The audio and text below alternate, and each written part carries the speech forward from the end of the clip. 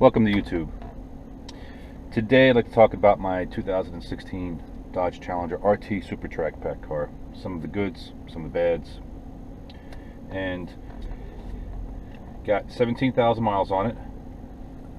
I just clicked over 17,000.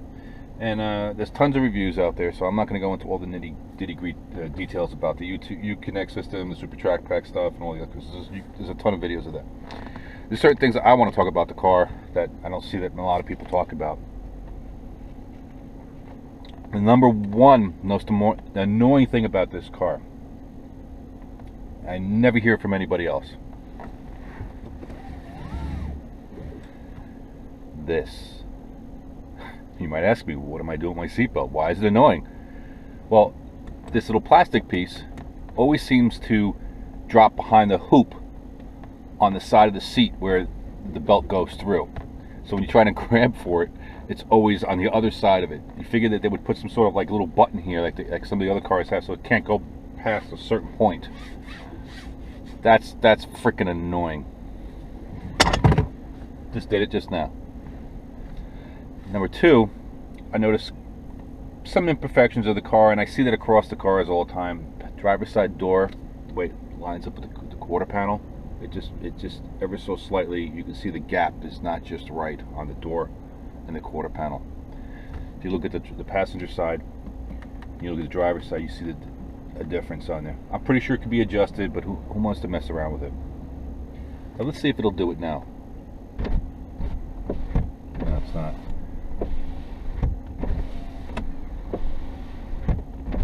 There you go. I don't know if you heard that. Hope that's coming through.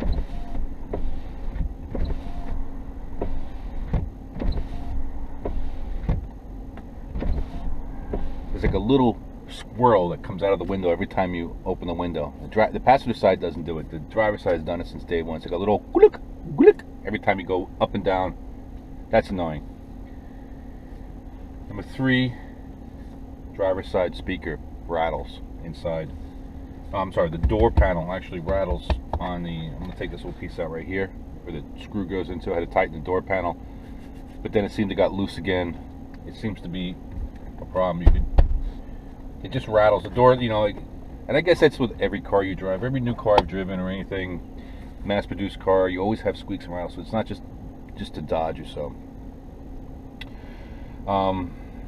Number three, these are just oddball stuff that I've noticed over the car over the past year or so, is that if you have the Super Track Pack set up or with the rear spoiler in the back of the Challengers, the spoiler rubs, the lip of the spoiler rubs against the top of the quarter panel. You can see like a mark, an interference mark. I guess that's when the chassis flex or for whatever it is. I'm pretty sure that could be adjusted too. I'm not going to, you know, that's not a big deal right now, but it's just, those are little things that are just annoying on there. Sometimes with the U-Connect system, that's annoying. It'll, you know, you'll try to pair your phone or anything like that, it'll just freeze or something or whatever it is. I've had the camera fizz out every once in a while, the backup camera, and it seems to disappear once you start the car up and you know, go back on there. And for anybody buying a regular Challenger, if you have the money, I would suggest upgrading the rims and tires on the car. The regular RT, they have the tiny ass freaking wheels on there. They're way too underrated for the car. Even with this car came with a Super Track thing, and it came with the 20 by 9 inch, the Ford Triper Black wheels on there, with the 245 45/20s. Sorry guys, sorry Dodge, that is just the car is all over the place. It's just too much tire for the heavy and the girth of this car. I just did a video for the Toro AZ 850 tires at 275/40, so the upgrade, that's like almost like a first modification you can do with these cars. If you have an automatic mid-muffler delete, that's another thing you should do to the cars. Intake, I don't think that really does anything. Maybe the Hellcat intake. But besides that, the rest of the quality of the car is pretty decent. You know, you have always with these cars, you have some sort of imperfections or anything that doesn't quite, you know, they're all within spec, but it's just a mass-produced car. But besides that, everything else seems to work fantastic on the car. Everything seems to be wearing correctly. The seats, even the steering wheels, the quality of the leather, the way it was put together over here. A lot of times you see with these types of steering wheels with a leather wrap is that you'll see them start falling apart within the ridges over here. That's just minor things. And from a performance perspective, I see a lot of guys who do a lot of modification on exhaust systems and all that kind of stuff, but I think Dodge should have really given this motor or this level of car just a little bit more horsepower. It's fast, don't get me wrong, but it's still not, it's still, it'll get you in trouble, don't get me wrong. But it's adequate at best as far as. Well, let me back it up a little bit. I mean, coming from my background as far as what type of cars I've had in the past, and everything from 4th, 3rd gen Camaros, Firebirds, Corvettes, stuff like that, they've all been modified. They all got tons of work done to them. So that's a whole different perspective of where I'm coming from. But for an everyday car, yes, these RTs are fantastic. But what I think Dodge should have done from a performance perspective for these cars, give them a little more oomph and better gas mileage, is that they should have put the better tires on there, and they should have also done like the shorty headers, like the 6.4 motors have, or the Scat Pack motors have. That's an easy upgrade, Dodge. I mean, really. I mean, that's maybe it's just a cost-cutting saving, but to have the lug, to give up 20 horsepower, so 15, 20 horsepower. Whatever the rating, even at 12 horsepower, say for instance 12 horse or 12, 15 horsepower for the wheels, so you can't get the freaking seatbelt. Oh, it's annoying. Dodge should have at least put the better exhaust manifolds on them. They already have them in stock, they're mass producing them. Why not throw them on there to give their cars, their 5.7s, a little bit more oomph? I mean, you're not going to be competing with the 6.4s. It's just a bigger motor, better heads, bigger cam, all that kind of stuff. So it's just going to be always in this next step level. And a more throatier exhaust. I think some of the 18s have come out with a better exhaust systems, or like the active exhaust systems. But that should have been standard first of all. Another thing too is a lot of people don't mention too is that the stock RT brakes, while they're decent, they're really good. This has the what they say, the updated, the upgraded performance pads. Okay, whatever. But if you really push the brakes, they tend to, they stop the car at normal driving, no problem, and medium to level. But when you get to that upper threshold,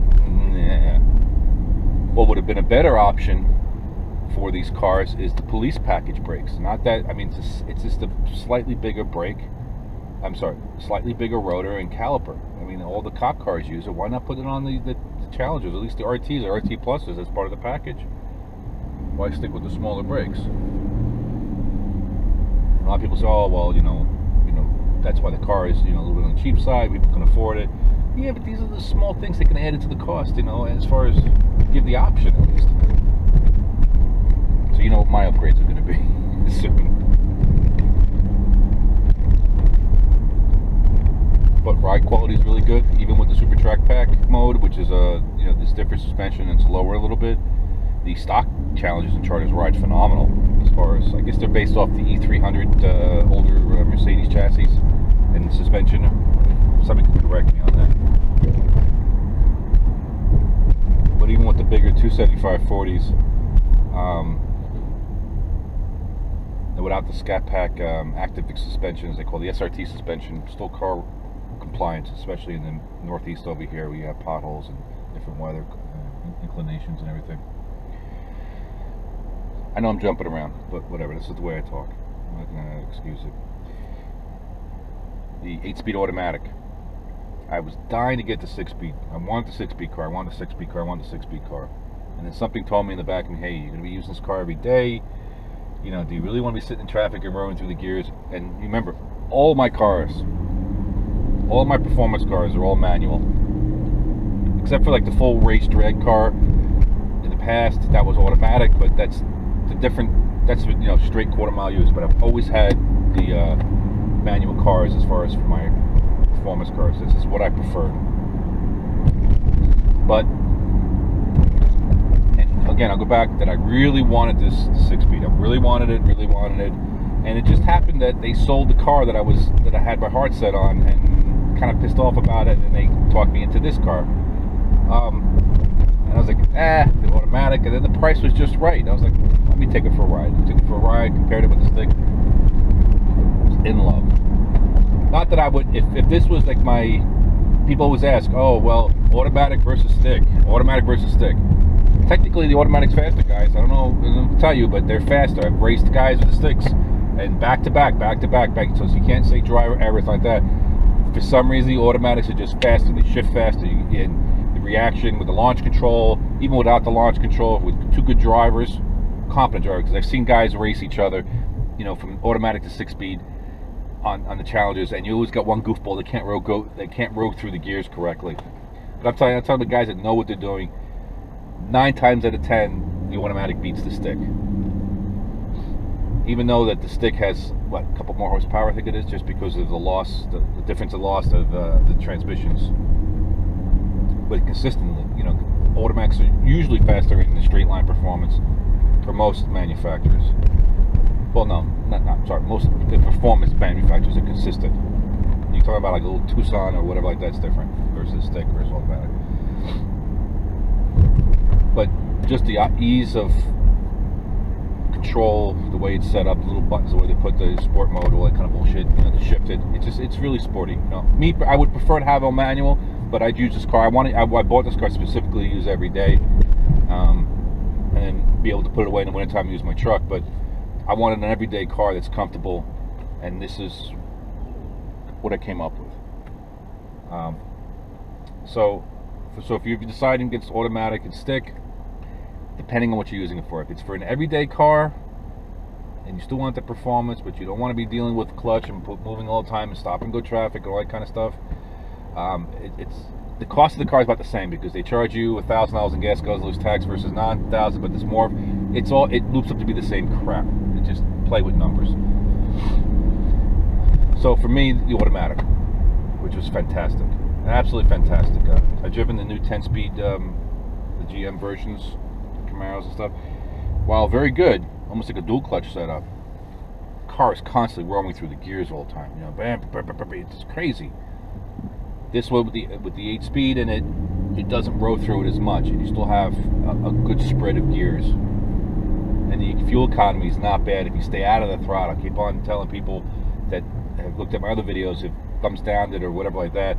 Yeah, if you drive the car like a nut, you're going to get 14, 15 miles to the gallon. If you drive the car like a normal, responsible human being, which is extremely hard for these cars because they're fun, you're going to get city, I would say 18, 19, 20s maybe, and then in the open highways, high 20s, man, like 24, 25, depending on what you're driving and the climate, up and down hills, all that kind of stuff. But if you know how to drive and you're going down a hill, you left the throttle and you do all that kind of stuff, you can really suck they really work it in where the car can really get some decent gas mileage for the heaviness of this car. I mean, remember, this car is a beast. This car is big. It's not a small, compact car, guys. People say, oh, well, it's heavy and everything. Like, yeah, okay, it's heavy. So what? Get over it. But, the difference is, compared to your Mustangs and Camaros, is that you got the elbow room. You got a trunk. You got a usable trunk. Car rides really good. And for 99.9999% of the people who buy these cars are performance cars, the Camaros, the Mustangs, the Challengers, Chargers, they don't go to the racetrack, guys. To have a full-out race ZR1 and ZL1, whatever the hell stupid packages they have now, that's ludicrous to spend $70,000 on a car that you can only do 1/5 of the capability on the streets, and you probably will never track the car, because most of the owners are not going to spend that kind of money and then beat the crap out of the car, because then they realize what type of maintenance it is. You go beat your car up at the track, a couple of loops and everything. Yeah, maybe on the weekend you go have some fun and everything like that, but you still, and those race tires that they put on there, all that kind of stuff.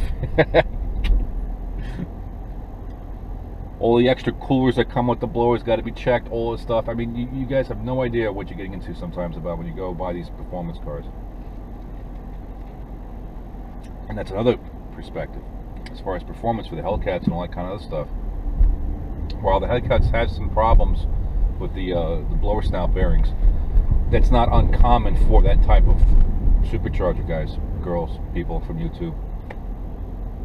They've always had problems with those bearings, and for them to put a warranty on that motor for the Hellcat, yeah, buddy. They don't talk about a lot of the GM problems that they have with their blowers and some of their issues, just in slap and rattle and all that kind of stuff. Most people don't talk about that.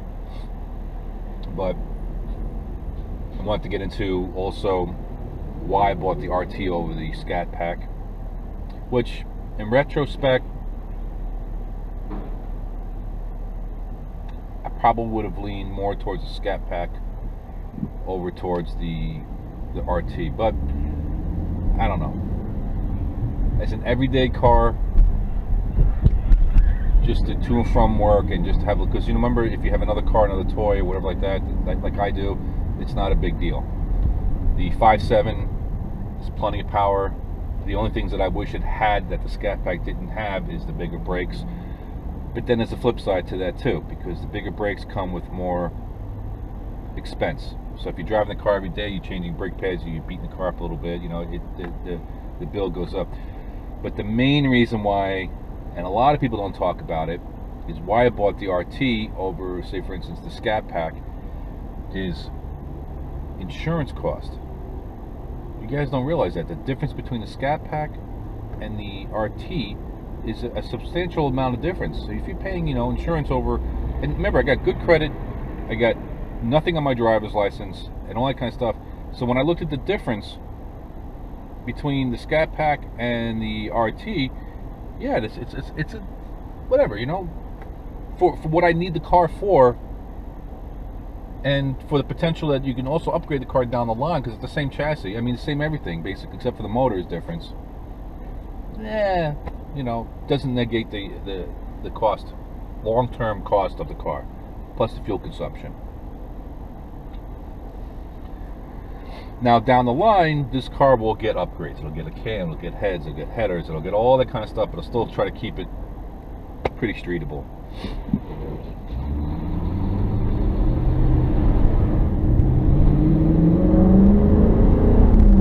Sport mode.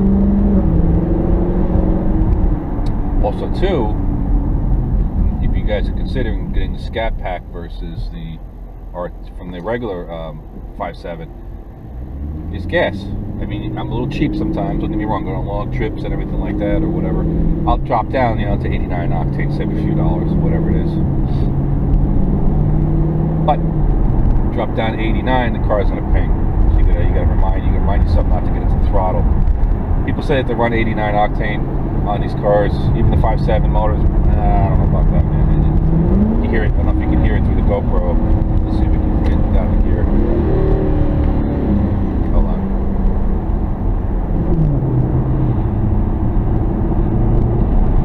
I don't know. You have a slight ping right before the computer says, hey, wait a minute, pull the timing back out. If this was a regular older car set up and the car would be pinging and knocking all over the place. So you can't really use an 89 octane, even though it says that you can. You can if you're under light throttle, but not if you're gonna be going messing around with your friends and like that. No, don't put 89 octane.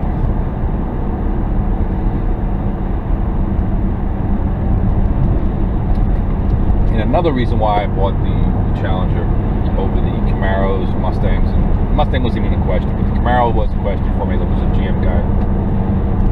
Price, ease of serviceability on these cars. Compared to the Camaro had the offset steering wheel. I mean, the Camaro looked cheesy, so I'm sorry what they say. Some reviews saying that these interiors are shit, and I'm like, what the hell are you talking about? It's a $40,000 car. What do you guys want for $40,000? The interiors are pretty decent for $40,000. These interiors. I got a buddy who has a limousine company who has a Chrysler 300s and stretch limos, and they beat the snot out of those cars. And those cars are a few years old, but they've seen, you know, 150,000 hard miles, and the interiors and suspensions aren't falling apart. You look at the Camaros, you look at the Mustangs, all that kind of stuff. The interiors are cheap. cheesy. They're not going to weather a long time. And trust me, guys, I've had GM products all my life. The third and fourth generation cars of the F bodies, garbage. Even though I have a fourth generation, that 90s, you know, GM always puts the cheap shit in the interiors and they put it into the drivetrain. Whatever.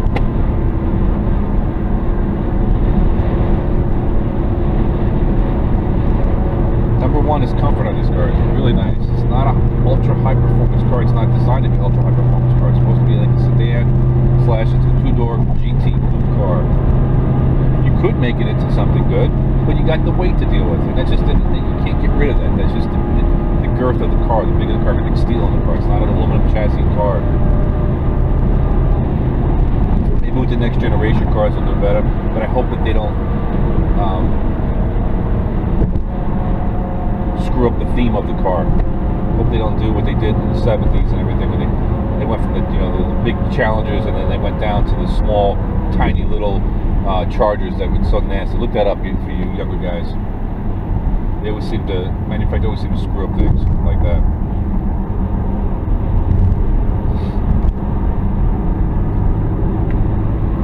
I don't know. That's about it, really. I mean, I'm thinking, I know there's probably something, all the things on top of my head, but I can think about this, the pros and cons of these cars. But overall, I mean, the build quality is there, the performance is there.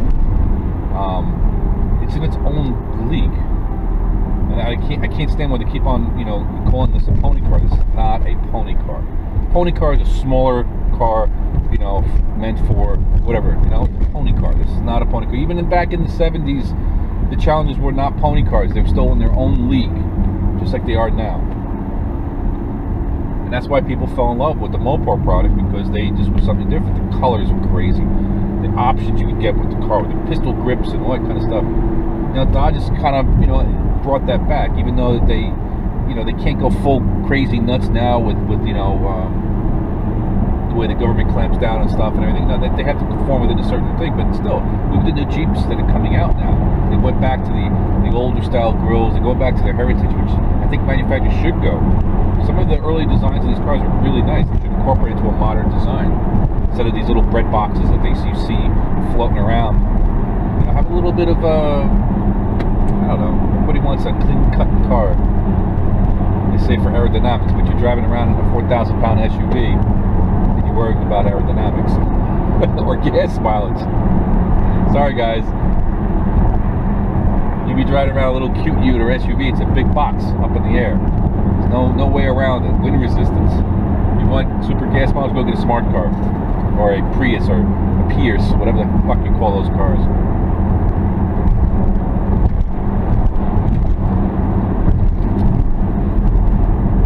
While, on another note, between fuel economy cars, while I do like the electric sort of thing with the Elon Musk and Tesla and everything, I don't think you're going to be seeing, these types of cars as the mass-produced cars as of yet, because you're going to have, while it's the technology is there, the batteries are there-ish, as I call it. Until you have a 1,000-mile range electric car, it's a hard sell for people that can't plug in everywhere they go. Remember, you get people who don't live in houses, that live in apartments, that rely on going to gas station. You can't do that to people. For people who own houses and are driving X amount of miles, yeah, okay, whatever. It's fantastic. I love the concept of, but it doesn't, for a car guy perspective or a car enthusiast, they can make it as fast as they want with a new coupe and everything like that, but it just doesn't give you that they seem to lose that. I don't know, maybe my mind will change, like everything else. Alright, back to the Challenger now. And I'm going all over the place. I like kind of unedited videos. I will try to edit it a little bit down the line, but it just kind of gives you like an off-the-head thought, and I'm not, hear the glitch of people cutting it, and I know they do it for time and everything, but whatever. You got some time, look at the videos and see what I have to say. Oh, I went the wrong way. Damn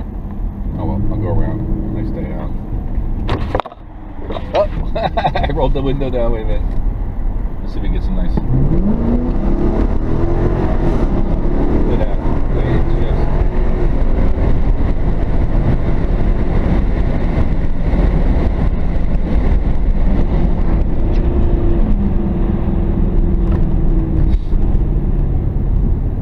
Nice flat road. Pretty quick.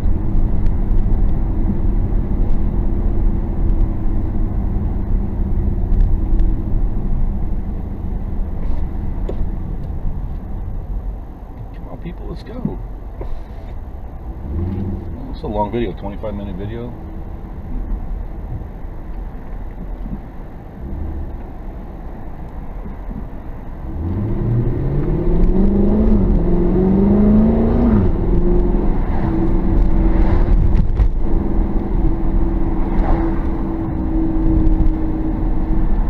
Let's give you a nice ride along. Oh yeah, another thing too. I was just gonna get lost in the video, but Dodge, these paddles suck, man. Those stupid things. For what? Why do you have them all the way up here? Even the Nissan Maximas have the paddles that are nice set up over here, you know, with the nice grip paddles. To have it up here like a little switch is stupid. You just use the middle console shifter on there. What a gimmick. That's the only thing gimmick. I think you should get rid of this shit. Stupid. How are you going to shift in the turn? You're going to be in the turn with your hands over like this and trying to, you know?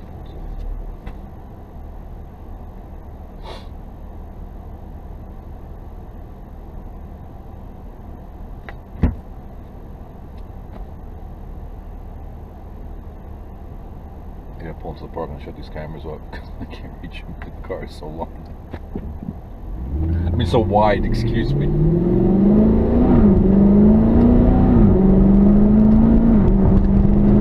It's just stupid.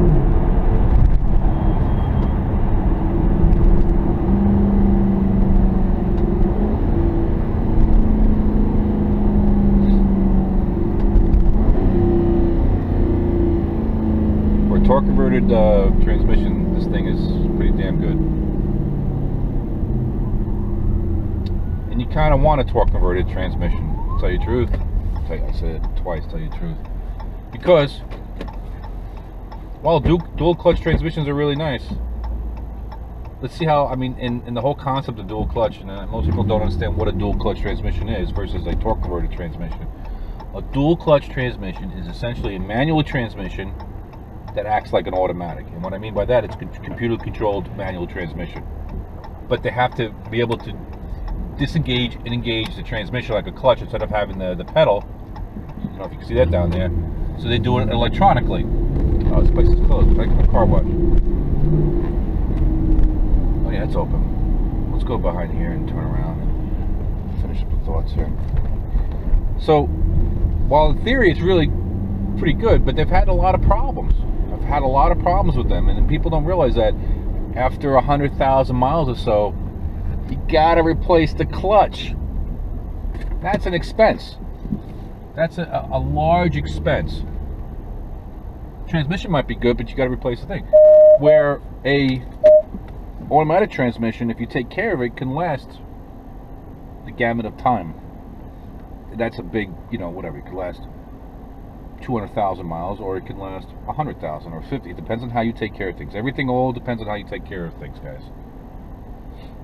How much power you put through them, what they're designed for, all that kind of stuff. But dual clutch transmissions, I've seen a lot of them come into my buddy's shop where they've had problems with it, and it's always the clutch pack goes bad after a certain time.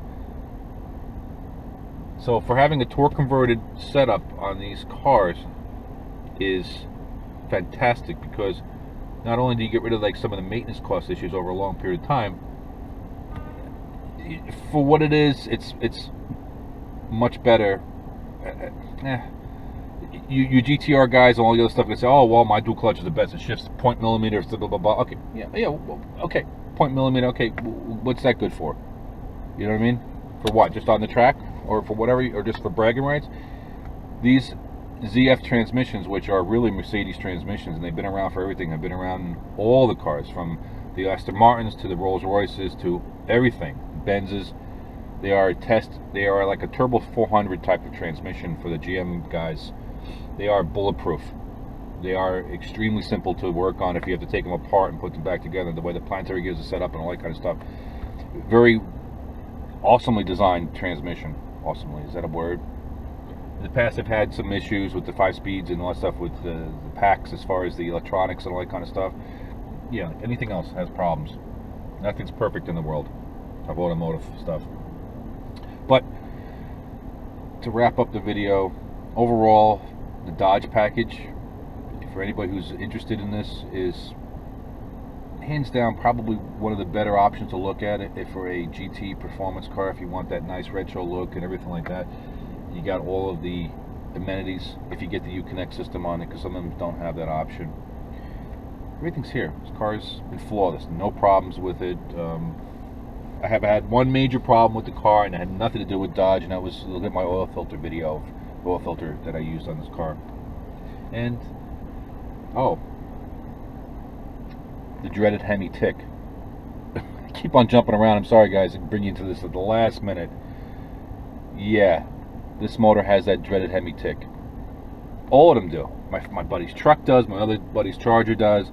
Hemi tick, and I think it has to do with the valves, the way the heads are designed, the Hemi design. The car sits over to the edge, the oil drips down off of the rocker arms of the things, and it needs a few seconds for it to come back and you know.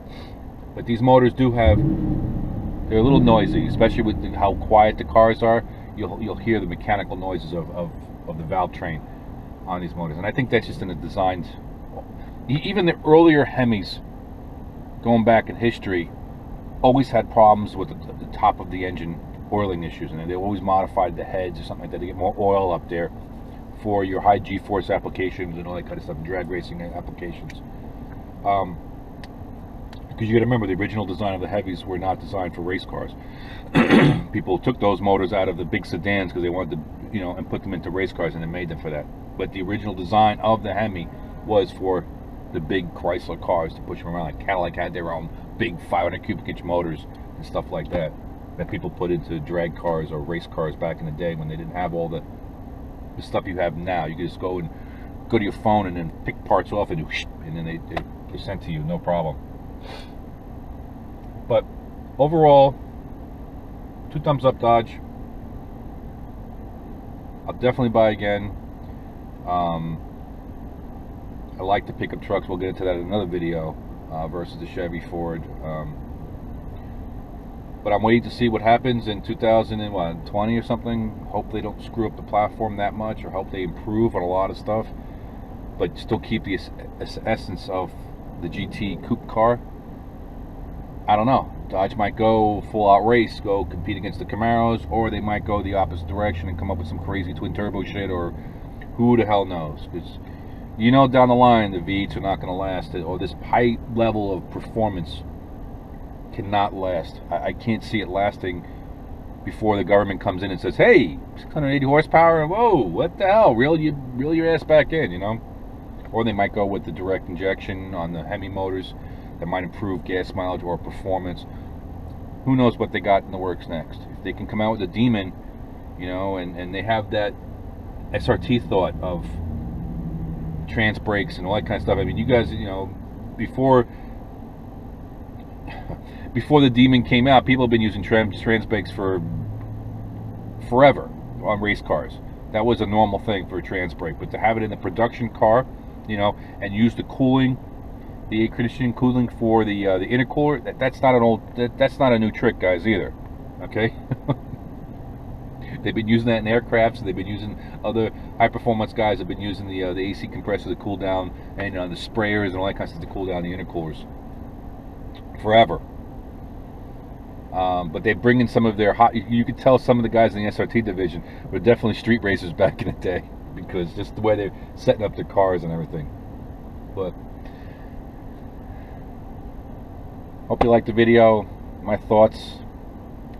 Let me know what you want me to talk about. You know, get the details of other stuff or whatever it is. This is kind of like an introduction of what I know and what my thoughts are. So, thumbs up. Please subscribe. Thank you.